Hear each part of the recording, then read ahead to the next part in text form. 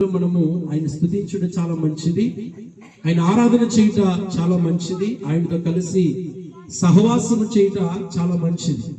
కాబట్టి మన అందరి జీవితంలో కూడా దేవుని యొక్క మహిమ, దేవుని యొక్క కృప, దేవుని యొక్క ఆశీర్వాదము, దేవుని యొక్క సన్నిధి మన మీద నివాసము చేయాలి అని మనం ఆలోచన చేస్తే దేవుని సన్నిధులట విడువక ఆయన పాదం మీద కూర్చొని ప్రార్థన చేస్తుండాలి. దేవుని స్తోత్రం చేద్దాం.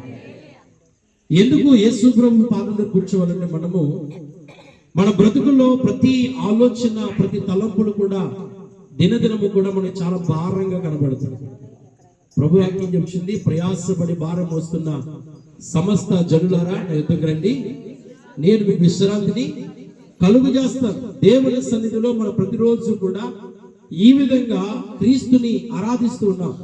జక్కయ్య ఎలాగైతే యేసయ్య ఇంటికి తీసుకుని వచ్చి దేవుని ఆరాధన చేస్తాడో, లూదియా ఎలాగైతే దేవుని తన గృహాన్ని తీసుకుని వచ్చి తన ఇంటి వారిని రక్షించుకుందో కదండి, ఇస్కరియోతు యోధ దేవునికి దూరం ఉండి ఎలాంటి నష్టాన్ని కలుగు చేసుకున్నాడో, హిజ్కియా ప్రార్థన చేయగా దేవుని సన్నిధిలో ఎలాంటి స్వస్థత పొంది ఉన్నాడో, మరి ఇంటింటా క్రిస్మస్ సంబరాలు ప్రార్థన ద్వారా అనేకమైన సమస్యలకు దేవుడు పరిష్కారాన్ని కలుగు చేస్తున్నాడు. దేవుడిని స్తోత్రం చేద్దాం. ప్రతిరోజు మనం ప్రార్థన జరుపుకుంటున్నాం, ప్రతిరోజు యేసయ్యను స్మరణకు తెచ్చుకుంటున్నాం. యెహోవా సన్నిధిలో ఒక దినము గడుపుట 1000 దినముల కంటే శ్రేష్టము. 17 దినాలుగా మనము ఈ రోజు వరకు కూడా దేవుడితో కలుపుతూ ఉన్నాం. అంటే 17,000 ఆశీర్వాదాలు దేవుడు మన పక్షంగా అయినా కుమ్మరించి ఉన్నాడు. దేవునికి స్తోత్రం చెప్దాం. దేవుని సన్నిధిలో, దేవుని యొక్క మహిమలో మనందరము కూడా ఆయన నామమును గణపరుస్తూ ఉన్నాం. చక్కని సందేశాలు, చక్కని పాటలు, చక్కని ఆరాధన, చక్కని మాటలు ప్రతిరోజు కూడా మనం వింటున్నాం. ఎందుకంటే దేవుని వాక్యం చెప్తుంది, నీ మాటలు నాకు దొరకగా నేను వాటిని సమృద్ధిగా తినుచున్నాను అంటున్నాడు. దేవుని స్తోత్రం చెప్తాం. దేవుని వాక్యం దొరికినప్పుడట క్రొవ్విన మెదడు దొరికినట్లుగా దానిని మనం తినాలట. రాబోతున్న దినాలలో ఎలాంటి పరిస్థితులు వస్తాయో మనకి తెలియదు కనుక దీపం ఉండగా మన ఇల్లును మనం చక్క పెట్టుకోవాలి. దేవుని స్తోత్రం చెబుతాం. చూడండి, పరిశుద్ధ గ్రంథంలో నుంచి చక్కని మాటను మనం జ్ఞాపకం చేసుకున్నాం. ప్రభు మనకి ఇచ్చిన లేఖన భాగంలో చక్కని వాక్య భాగాలు అనేకమంది ఉన్నాయి. ఏంటి ఆ మాట మనం ఆలోచన చేస్తే, మనుష్య కుమారుడి లోకానికి దిగి వచ్చినటువంటి దినాలు ఇవి. ఎందుకు ఆయన లోకానికి దిగి వచ్చాడో మనం ఆలోచన చేస్తే పరిశుద్ధ గ్రంథంలోంచి చాలా విషయాలు మనకు కనబడుతున్నాయి. దుర్భారమైన స్థితిలో ఉన్న మనలను, భయంకరమైన స్థితిలో ఉన్న మనలను, కదండి చెడు వ్యసనాలతో పాడైపోతున్న మనలను, భయంకరమైన వ్యాధులు, రోగాలతో పడి ఉన్న మనలను, కృషించిపోతున్న మనలను వెతికి రక్షించడానికి దేవుడు ఏం చేశాడంటే ఈ లోకానికి వచ్చాడు. దేవుడిని స్తోత్రం చెప్తాం. కాబట్టి ఈ లోకానికి వచ్చిన దేవుడు చెప్తున్న సందేశం ఏంటంటే, నిన్ను వలె నీ పొరుగు వారిని ప్రేమించు, నిన్ను వలె నీ యొక్క ఇరుగు పొరుగు వారిని ప్రేమించు, నీ స్నేహితులను ప్రేమించు, నీ కుటుంబాన్ని ప్రేమించు. ఎవరైతే నశించిపోతున్నారో, ఎవరైతే బంధకాల్లో ఉన్నారో, ఎవరైతే ఇబ్బందులు ఉన్నారో, ఎవరైతే శోధనలో ఉన్నారో అలాంటి వారందరి దగ్గర నువ్వు ప్రేమను చూపించాలి. దేవుని స్తోత్రం చెప్తా. ఎటువంటి ప్రేమ అనగా క్రీస్తు ప్రేమ, అగేపే ప్రేమ చూపించాలి. దేవుని స్తోత్రం చెప్తా. అనేకమైన పరిస్థితులు ఉన్న వారిని దేవుడు ప్రేమించాడు. కుష్ఠరోగులు దేవుడు ప్రేమించాడు. చాంద్ర రోగం గల వారిని దేవుడు ప్రేమించాడు. కదండి, భయంకర వ్యాధులతో పడిన దేవుడు ప్రేమించాడు. పాపములు పడి ఉన్న వారిని దేవుడు ప్రేమించాడు. శోధనలో, బాధలో, కష్టాల్లో, ఇబ్బందుల్లో పడిపోయి లేవలేని స్థితిలో ఉన్న వారిని దేవుడు ప్రేమించి వారికి విశ్రాంతిని కలుగు చేశాడు. దేవుడిని స్తోత్రం చెబుతాం. అందుకే మత్తయి సువార్త 11వ అధ్యాయము 28వ వచనంలో చాలా చక్కని మాట మనకు కనబడుతుంది. మనం చదువుకుందాం. మత్తయి సువార్త 11వ అధ్యాయము 28వ వచనం, ప్రయాసపడి భారం మోస్తున్న సమస్త జనులారా నా యొద్దకు రండి, నేను మీకు విశ్రాంతిని కలుగు చేతును అంటున్నాడు. దేవుడిని స్తోత్రం చెబుదాం. భయంకరమైన భారాలోని లోకంలో మనందరికీ కూడా ఎటువంటి బాధ్యతలు అంటే మోయలేని బాధ్యతలు. ఉదయం లేవగానే కుటుంబాన్ని ఎలా పోషించుకోవాలి, మన బ్రతుకులు ఎలా బ్రతకాలి, మన జీవితాలను చక్కబెట్టుకోవాలి, మనం ఎలా మన కుటుంబంతో కలిసి సంతోషంగా నడవాలి అనేటువంటి భయము, అనేటువంటి దిగులు మనలో ఉంది. అందుకే దేవుడు మనకు అందరికి చెప్తున్న మాట ఏంటంటే, మీరు నా యొద్దకు రండి, నేను మీకు విశ్రాంతిని కలుగు చేస్తాను. దేవుడిని స్తోత్రం చేద్దాం. కొండ మీద 3 దినాలు దేవుడు విశ్రాంతి కూడికలు ఏర్పాటు చేశారు. ఆ 3 దినాలు కూడా అనేక మంది ప్రజలు ఆ ప్రాంతానికి వచ్చారు. యేసు ప్రభు 3 దినాలు ప్రవచించగా, 3 దినాలు ప్రకటించగా ఆ ప్రజలందరూ కూడా చాలా శ్రద్ధగా వింటున్నారట. దేవుడు చెప్తున్న మాటలను హృదయంలో భద్రపరుచుకుంటున్నారు. వారు అనుకున్నారు, కొద్ది నిమిషాలు కూర్చుందాం కదా, 1 గంట కూర్చుందాం కదా, 1 రోజు కూర్చుందాం కదా అనుకున్నారు. కానీ 3 దినాలు వారట విడువక దేవుని పాదం దగ్గర కూర్చొని దేవుడు చెప్తున్న ప్రతి మాటను వారు గ్రహిస్తూ ఉన్నారు. దేవుడిని స్తోత్రం చెబుతాం. కాబట్టి వారు గ్రహించడం ద్వారా ఏమయ్యారంటే దేవుని యొక్క మహిమను చూడగలిగారు. ఈ రోజు మనం వచ్చిన వారిగా కాదు, లేదా కూర్చున్న వారిగా కాదు, లేకపోతే వినేవారిగా కాదు, కానీ దేవుడు చెప్తున్న ప్రతి మాటను గ్రహించేవారిగా మనం ఉండాలి. దేవుని మాట ఎప్పుడైతే మనం గ్రహిస్తామో, ఆయన అంటున్నాడు కదా, నా యందు నీ మాటలను, నీ యందు నా మాట నిలిచిందలా నీకేది ఇష్టమో అది అడుగుడి, అది నేను మీకు అనుగ్రహిస్తాను అంటున్నాడు. అనేక మార్లు బలహీనైపోతాం, అనేక మార్లు చాలా భారంగా ఫీల్ అవుతాం. కానీ దేవుడు అంటున్నాడు, నా మాటలు నీ యందు నిలిచి ఉన్నాయనలా నువ్వు దేనినైతే అడుగుతున్నావో అది నేను నీకు ఇస్తాను అంటున్నాడు. దేవుడిని స్తోత్రం చెప్తాం. ఈ 12 నెలలు కూడా మరి కుటుంబము ప్రభు దగ్గర నిలిచి ఉన్నారు. ప్రభు పాదాలు పట్టుకొని వారు కన్నీరు కాచి ప్రార్థన చేస్తారు. కాబట్టి వారు అడిగిన వాటిని, ఊహించిన వాటిని దేవుడు అత్యధికంగా దయచేయగలిగిన వాడు ఆయన. బైబిల్ మాట అడుగుడు మీకు ఇవ్వబడును, వెదుకుడు మీకు దొరుకును, తట్టుడు మీకు తీయబడును. అడుగు ప్రతి వాడు కూడా ప్రతిఫలం పొందుకుంటాడట. నువ్వు దేన్నైతే అడగాలనుకుంటున్నావు, ఆరోగ్యం కావాలా, దేవుడు ఇస్తాడు. ఉద్యోగం కావాలా, దేవుడు ఇస్తాడు. ఇల్లు కట్టబడాలా, దేవుడు కట్టిస్తాడు. వ్యాపారాలు బాగుండాలా, దేవుడు బాగు చేస్తాడు. ఎప్పుడు బాగు చేస్తాడు, ఎప్పుడు మనకి ఇవన్నీ ఇస్తాడంటే ఆయన మాటలు నీ హృదయంలో భద్రపరుచుకున్నప్పుడు, ఆయన మాటలు నీ హృదయంలో భద్రపరుచుకొని దేవుని సన్నిధిని కదండి నిన్న నేడు రేపు ఏకరీతిగుండి ప్రభు పాదాల దగ్గర కూర్చొని ప్రభువా ప్రభువా ప్రభు అని ఎవరైతే స్తోత్రార్పణ చేస్తారో వారి జీవితాలను దేవుడు అంచులంచులుగా ఆశీర్వదిస్తున్నాడు. దేవుడిని స్తోత్రం చెబుతాం కదండి. రాత్రి కాస్త దైవజనులు చెప్పారు కదండి, మరియమ్మ యేసే పాదాల దగ్గర కూర్చొని యేసు ప్రభు చెప్తున్న ప్రతి మాటలను కూడా హృదయంలో భద్రపరుచుకుంది. యేసయ్య ఏ మాట అయితే బోధిస్తున్నాడో, ఏ మాట అయితే ప్రకటిస్తున్నాడో ఆ మాటలు హృదయంలో భద్రపరుచుకుంది. మార్త అయితే కదండి అనేకమైన పనులు భారం పెట్టుకొని ఆమె కూడా పరిచర్య చేస్తుంది. కానీ పరిచర్య కంటే దేవుని మాట వినుట శ్రేష్టము. దేవుని స్తోత్రం చెబుతాం. మన సమయం దొరికినప్పుడల్లా దేవుడు అనేక మార్గాలు ఇచ్చాడు. టీవీలో దేవుని వాక్యం వస్తుంది, సెల్ ఫోన్ లో దేవుని వాక్యం వస్తుంది, రేడియోలో దేవుని వాక్యం వస్తుంది. నీవు ఎక్కడైనా దేవుని మాట సమయమందును అసమయమందును దేవుని మాటను శ్రద్ధగా విన్నట్లయితే నీ కొరకట దేవుడు అనేకమైన దీవెనలను కుమ్మరింపజేస్తున్నాడు. దేవుడిని స్తోత్రం చెబుతాం.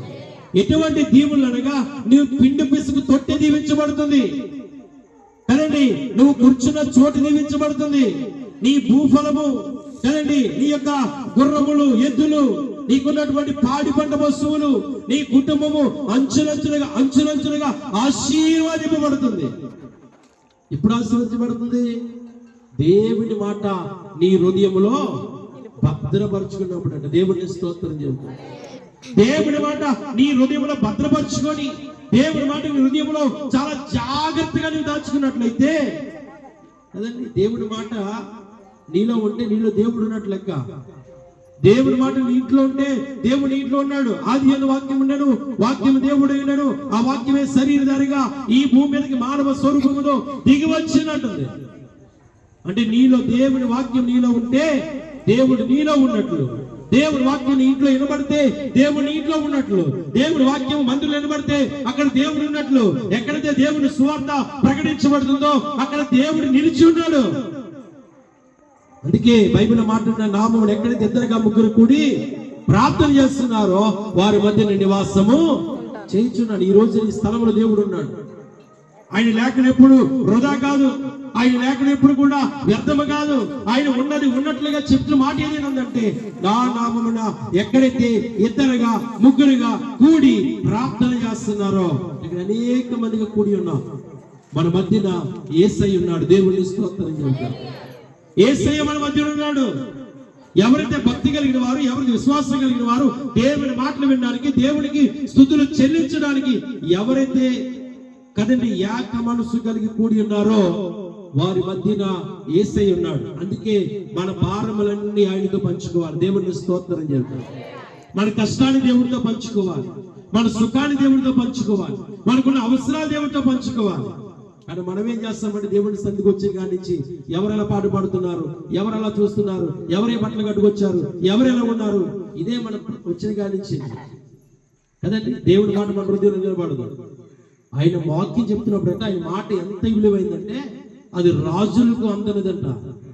అది బంగారం కంటే, వెండి కంటే, వైడూర్యం కంటే విలువైందంట. దేని కంటే విలువైన దేవుని మాటలు చూడండి. చక్కని మాట ఉంటుంది సామెత గ్రంథంలో 3వ అధ్యాయం 2-3 వచనం చదువుకుందాం. సామెత గ్రంథము, అవి దీర్ఘాయువును సుఖ జీవముతో గడిచిన సంవత్సరములను శాంతిని నీకు కలుగజేయనట్టు. దేవుని స్తోత్రం చెబుదాం. ఏమి కలుగు చేస్తున్నాయి? దేవుని మాటలు నీలో ఉంటే సుఖ జీవముతో కూడిన సంవత్సరాలు. చాలా మంది కొత్త సంవత్సరం వస్తుంది ఉరవేగుతుంటాం, కొత్త బట్టలు కట్టుకుంటాం, ఇంటికి రంగులు వేసుకుంటాం, చాలా అందంగా తయారవుతాం, ఎంతో ఆడంబరంగా సిద్ధపడి వస్తాం. ప్రభువా 31వ తారీఖు రాత్రి మన ప్రార్థన, మనకి విశ్వాసము, మన మనవలు ఏంటంటే 26వ సంవత్సరం వస్తుంది, అప్పుడు నాకు ఆరోగ్యం కావాలి, అప్పుడు నా బిడ్డకు ఉద్యోగం కావాలి, అప్పుడు నా వ్యాపారం బాగుండాలి, అప్పుడు నా ఇల్లు కట్టుకోవాలి, అప్పుడు కారు కొనుక్కోవాలి, అప్పుడు బండి కొనుక్కోవాలి, ఎన్నో కదండి. దేవునికి మనము అర్జీ పెట్టుకుంటూ ఉంటాం మనందరికీ 31వ తారీఖు రాత్రి. ఎందుకంటే 25 ఎన్నో బాధలు పడ్డాం. 26వ సంవత్సరమైన సుఖముగా ఉండాలని, ఆనందంగా ఉండాలని, దుఃఖము లేకుండా ఉండాలని కదండి. అనుకున్న పనులు జరగాలని 31వ తారీఖు రాత్రి అందరూ కూడా వాచ్ నైట్, ఆ రోజు అందరికి ఎదురు చూసేటువంటి కొత్త సంవత్సరం ఎదుర్కొనే రోజు. ఆ రోజు మన ప్రార్థన ఎలా ఉంటుంది? ప్రభువా 2025వ సంవత్సరంలో ఎంతో బలహీనమైపోయాను, 2026 మంచి ఆరోగ్యం నీ ప్రభువా. దేవా ఎన్నో అప్పుల బాధలతో 2025వ సంవత్సరంలో అయ్యా నేను ఎంతో నలిగిపోయాను, రాబోతున్న సంవత్సరం బ్రతుకు మార్చు ప్రభు అని మనందరూ ప్రార్థన చేస్తాం. కానీ ఈ ప్రార్థనలన్నీ నెరవేర్చబడాలంటే చదవరు ఒకసారి మాటను ముందు మొదలు వచ్చి చదువుకుందాం. నా కుమారుడా, నా ఉపదేశమును మరువకుము, నా ఆజ్ఞలను హృదయపూర్వకముగా గైకొనుము. అవి ఏం చేస్తాయి? దీర్ఘాయువును. చూడండి, దేవుని మాటలు నీలో ఉంటేనంట నువ్వు ప్రయాసపడి భారం మోస్తున్నావు, దుఃఖములు ఉంటున్నాయి, వ్యాధులు ఉంటున్నాయి, కానీ ఎందుకు నీ కష్టాలు, ఎందుకు నీ బాధలు, ఎందుకు నీకు ఇబ్బందులు, ఎందుకు నీకు అనారోగ్యాలు, ఎందుకు నీకు ప్రమాదాలు వస్తున్నాయంటే దేవుని మాటను ప్రక్కన పెడుతున్నాము, అనవసరమైన మాటలన్నీ హృదయంలో పెట్టుకుంటున్నాం కదండి. అనవసరమైన మాటలు. ఎక్కడైనా గొడవ జరిగింది అనుకోండి, మనసు పెట్టి చాలా జాగ్రత్తగా ఆ గొడవనంతా కూడా వింటాం. ఇప్పుడు మా గొడవ దగ్గర నుంచి ఈద నడుచుకుంటూ వస్తుంది అనుకోండి, ఏమైంది పిల్ల అంటే చాలు, ఇంకా అన్నం ఉడికిపోతున్న తర్వాత సంగతి, భర్త డ్యూటీకి వెళ్ళిపోతున్న తర్వాత సంగతి, అక్కడ జరిగే విషయాలన్నీ కూడా మోసగుచ్చినట్లు చెప్తేనే గాని కొడుకు పొంగ తీరదు. అదే దేవుడి మందిరానికి వస్తున్నాడు, దారిలో కూర్చొని ఇవాళ మందిరం రాలేకపోయాను, ఇవాళ ఏ వాక్యం చెప్పారంటే ఏదో చెప్పారన్నమాట ఉంటుంది తప్ప వాక్యాన్ని వాక్యంగా చెప్పేటువంటి హృదయాలు ఈ రోజుల్లో కొదువైపోయినాయట. దేవుని స్తోత్రం చెబుతాం. కాబట్టి దేవుని వాక్యం చెప్పింది, నా ఉపదేశములను జ్ఞాపకం చేసుకో, నా ఉపదేశముని హృదయంలో భద్రపరచుకో, ఎందుకంటే అవి నీకు దీర్ఘాయునిస్తాయట. దేవుని స్తోత్రం చెబుతాం. మనిషికి దేవుడు ఆయుష్ని ఎంత ఇచ్చాడంటే 120 సంవత్సరాలు ఆయుష్ని ఇచ్చాడు. 120 సంవత్సరాలు. ఎవడైతే 120 సంవత్సరాలు బ్రతుకుతాడో వాడు ధన్యుడు అనమాట. వాడు బ్రతుకు ధన్యం. వాడు జీవితము దేవుడిచ్చినటువంటి ఆయుష్కాలాన్ని వాడు అనుభవించిన వాడు అవుతాడు. కానీ 120కి పక్కన పెడితే కనీసం సంవత్సరాలు కూడా మనము బ్రతకలేకపోతున్నాడు. ఈ రోజున మనం జ్ఞాపకం చేసుకుంటే గట్టిగా 30 సంవత్సరాలు బతికంటే వాడు ధన్యుడే. 30 సంవత్సరాలు బ్రతికితే ధన్యుడు. ఎందుకు బ్రతకలేకపోతున్నాడంటే అనవసరమైన చెత్తంతా కూడా హృదయంలో పెట్టుకొని ఈ హృదయాన్ని పాడు చేసుకున్నాడు కాబట్టి వాడు ఆయుష్ ఏమైపోతుందంటే తరిగిపోతుందంట. దేవుని స్తోత్రం చేద్దాం కదండి. చాలాసార్లు మనం ఏం చేస్తామంటే మందిరం రాకుండా, ప్రార్థన చేయకుండా, వాక్యం చదవకుండా మనం ఎన్ని దినాలు తగ్గిపోతున్నామో అన్ని దినాలు వాళ్ళలోంచి దూరం అయిపోతున్నాయి. ఇది గ్రహించిన క్రైస్తవులు. ఒకరోజు నువ్వు ప్రార్థన చేయకపోతే ఒక దినం ఆయుష్యం తగ్గిపోతుంది. ఒకరోజు నువ్వు వాక్యాన్ని ధ్యానించకపోతే ఒకరోజు ఆయుష్యం తగ్గిపోతుంది. ఒకరోజు దేవుని మందులో గడపపోతే ఒకరోజు ఆయుష్ తగ్గిపోతుంది. అందుకే మనుషుడు ఎంత త్వరగా కదండి మరణానికి దగ్గర అవుతున్నాడు అంటే దేవునికి ఎంత దూరంగా ఉంటే మరణం అంత దగ్గరగా మనకు ఉంటుందంట. దేవుడిని స్తోత్రం చేయాలి. అందుకే ఇక్కడ భక్తుడైన సొలొమోను అంటున్నాడు, ఇదిగో ఈ యొక్క మాటలు, ఈ ఉపదేశములు నీకు దీర్ఘాయువునిస్తాయి. ప్రభువా నీ బ్రతకాలి బ్రతకాలి బ్రతకాలని ప్రార్థన చేస్తాం. దైవం తెలుసు కదా మీ అంతా చాలా మందికి. దైవదికి చిన్న గాలి ఇస్తుంది అనుకోండి, ఇంట్లో పోయి దుప్పటి కప్పుకొని బయటకు వచ్చేది కాదు. అంతేనండి. కొంతమంది అంటారు చిన్న చీకటి పడితే చాలా భయం వేస్తుంది. ఈ భయాలన్నీ పోవాలంటే, నీ ప్రాణము సుఖంగా ఉండాలంటే, నువ్వు దీర్ఘాయుష్యవంతుడిగా బ్రతకాలంటే నీలో ఏముండాలంటే దేవుని వాక్యం ఉండాలి. దేవుడిని స్తోత్రం చేద్దాం. అర్ధరాత్రి లేపి పలానా వాక్యము ఏంటి అని చెప్పగలిగిన వారు ఎవరైతే ఉంటారో వారు దీర్ఘాయుష్యవంతులు. నాలో నా మాటలు నీలో నిలిచి ఉన్నాయడలా ఉంటున్నాయా దేవుని మాటలు. దేవుని మాటలు మన హృదయంలో భద్రపరచుకుంటే, దేవుని మాటలు మనలో ఉంటే దేవుడు మనలో ఉన్నాడు. మనలో ఉన్నవాడు ఏం చేస్తాడంటే మనం బ్రతికింపజేస్తాడు. దేవుడిని స్తోత్రం చేస్తాడు. దీర్ఘాయువు వస్తుందట. సుఖవంతం చూడండి, ఆ మాట క్లియర్ చదవడం కిందకి. దీర్ఘాయువును సుఖ జీవముతో గడుచు సంవత్సరములట. సుఖ జీవముతో కూడిన సంవత్సరాలు. ఇక నువ్వు దేనికి భయపడిన అవసరంలే. నువ్వు ఎప్పుడు సుఖంగా ఉంటావు. టయానికి భోజనం వస్తుంది, టయానికి వస్త్రం వస్తాయి, టయానికి నీకు కావాలి జీతాలు వస్తాయి, టయానికి నువ్వు ఏది కావాలనుకుంటే అది దగ్గరికి వస్తుంది. ఎప్పుడు వస్తుంది అంటే దేవుని మాట హృదయంలో ఉండి నడుచుకున్నప్పుడు. సుఖ జీవముతో కూడిన సుఖాలు లేవు బ్రతుకుల్లో కదండి. పైపచ్చి అందరూ బాగున్నాం కానీ హృదయంలో ఎన్నో వ్యాధులు ఉన్నాయి. రాత్రి మంచం పడుకుంటాం, ఆ పడుకున్న కాసేపే ఏదో ఆ పడుకున్నప్పుడు కూడా భయంకరమైనటువంటి ఆలోచనలు కదండి. నేను అప్పుడే 4 నెలల నుంచి ఈఎంఐ కట్టలేదు. 4 నెలల నుంచి ఈఎంఐ కట్టలేదు, నిద్ర రావట్లే. అంటే సుఖంతో కూడినటువంటి జీవితాలు. వదిలేగితే ఎవడు వస్తాడు, వదిలేగితే ఏ అప్పుడు వస్తాడు, వదిలేగితే ఏ పరిస్థితులు వస్తాయి, వదిలేగితే ఏ ఆలోచనలు వస్తాయి. నువ్వు సేవకులకి అది సంఘమే కాదు, దేవుని మాట హృదయంలో భద్రపరచుకోలేకపోతున్నావు. అందుకే ఈ భయంకరమైన శ్రమలు, భయంకరమైన వ్యాధులు, భయంకర రోగాలు, భయంకరమైన పరిస్థితులు గల కారణం ఏంటంటే ఉంచవలసినవన్నీ దూరంగా పెడుతున్నావు కదండి. ఉంచుకోవలసినవన్నీ కూడా దూరంగా పెడుతున్నావు. అనవసరం వాటిని కూడా హృదయంలో కదండి దాచుకుంటున్నాం. మనందరం కూడా ఎంత జాగ్రత్తగా దేవుని మాటలు వింటే, ఎంత జాగ్రత్తగా దేవుని వాక్యం నీలో ఉంటే నువ్వు అన్ని దినాలు బ్రతుకుతావు, అన్ని రోజులు బ్రతుకుతావు. ఈ రోజు 18,000 ఆశీర్వాదాలు మనకి ఇచ్చేసాడు కదండి. 18 రోజులు విడవకుండా ఎవరైతే దేవుని సన్నిధిలో ప్రతిరోజు గడుపుతున్నారో రోజుకి 1000 ఆశీర్వాదాలు చూడండి. ఇవన్నీ వస్తుంటాయి. ఈ రోజు నువ్వు కష్టపడుతున్నావు, గంటలు కూర్చొని ఈ మంచులో కదండి, నీ ఇల్లు వదులుకొని కదండి, టీవీ వదులుకొని, నీ భర్తను వదిలి, నీ పిల్లలు వదిలి గడియ కూర్చుంటున్నావు అంటే దేవుడు నీకు అన్యాయం చేసేవాడు. దానికి తగిన ఫలాన్ని నువ్వు పొందుకుంటావు. దానికి తగిన ఆశీర్వాదం నీకు వస్తుంది. దానికి తగినటువంటి దీవెనలు దేవుడు నీకు అనుగ్రహిస్తూనే ఉంటాడు. నీ ప్రయాణాలు బాగుంటాయి, నీ భర్త బాగుంటాడు, నీ పిల్లలు బాగుంటారు, నీ కుటుంబం బాగుంటుంది, నీ జీవితం బాగుంటుంది. అలా ఉండాలంటే నా కుమారుడా నా ఉపదేశమును మరువకము అంటున్నాడు. దేవుడిని స్తోత్రం చెప్తాను. ప్రతిరోజు దేవుడిని దగ్గర కూర్చోవాలి, దేవుడి పాదాలు పట్టుకోవాలి, కన్నీరు కార్చాలి, ఆయన వాక్యాన్ని ధ్యానించాలి. అప్పుడే మన బ్రతుకుల మేలు దేవుడు చేస్తాడు. ఆ ధన్యత ఈ కుటుంబానికి, బిడ్డలకును, కుడి వచ్చిన మీ అందరికీ దేవుడు అనుగ్రహించి బలపరుచును గాక.